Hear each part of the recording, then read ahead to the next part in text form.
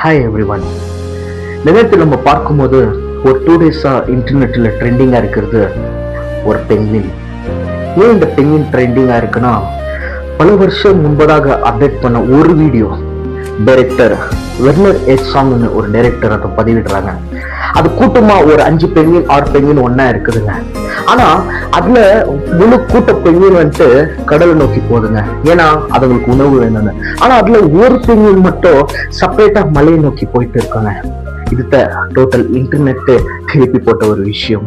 But why, எதனால அது அந்த மலையை நோக்கி போயிட்டு இருந்ததுன்னு தெரியல, அதுக்கு என்ன நோக்கம் இருந்துச்சுன்னு தெரியல. பட் அது வாழ்க்கையில ட்ரை பண்ணிச்சுங்க. அது போகிற இடம் சேர ஆகல, ஆனாலும் அது பாதி கீழே ஒரு 70 கிலோமீட்டர்ஸ் டிராவல் பண்ணி அது இறந்துடுதுங்க. பட் அது ட்ரை பண்ணிடுச்சுங்க.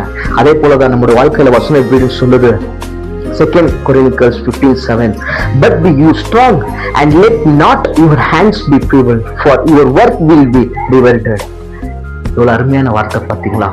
நீங்க செய்யற வேலைகள்ல ஸ்ட்ராங்கா ஆண்டவர் நினைச்சிட்டு நீங்க அதை போக்கஸ் பண்ணி அதை ரீச் பண்ணும்போது அது சக்சஸ் ஆவாங்க. வாழ்க்கையில தோல்விண்டே இருக்குங்க, ஆனா நீங்க ஜெயிச்சிட்டீங்கன்னா ஆமா இல்லைங்களா?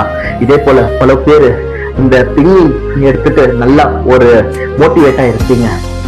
உங்களுடைய போக்கஸ் அது மேல போக்கஸ் வைங்க.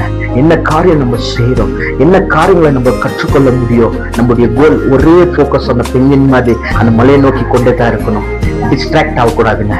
நீங்க ஜெயிப்பீங்க. நீங்க ஆசீர்வதிக்கப்பட்டவர். கர்த்தர் உங்களை ஆசீர்வதிக்கட்டும். ஆமென்.